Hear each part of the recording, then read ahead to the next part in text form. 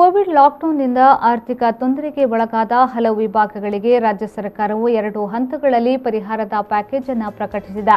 ಆದರೆ ಕ್ಯಾಟರಿಂಗ್ ಉದ್ಯಮಿಗೆ ಯಾವುದೇ ಪರಿಹಾರದ ಪ್ಯಾಕೇಜ್ ಘೋಷಣೆ ಮಾಡದಿರುವುದು ದಕ್ಷಿಣ ಕನ್ನಡ ಜಿಲ್ಲೆ ಕ್ಯಾಟರಿಂಗ್ ಮಾಲಕರ ಸಂಘ ಬೇಸರ ವ್ಯಕ್ತಪಡಿಸಿದೆ.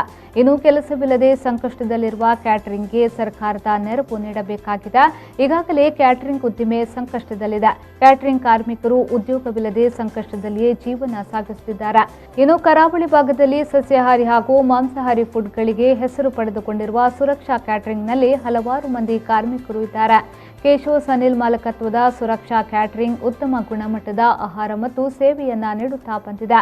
ಮದುವೆ ಶುಭ ಸಮಾರಂಭಗಳಿಗೆ ಹಾಗೂ ಇನ್ನಿತರ ಕಾರ್ಯಕ್ರಮಕ್ಕೆ ರುಚಿಯಾದ ಆಹಾರ ಖಾದ್ಯವನ್ನ ಸುರಕ್ಷಾ ಕ್ಯಾಟರಿಂಗ್ ಒದಗಿಸುತ್ತಾ ಬಂದಿದೆ.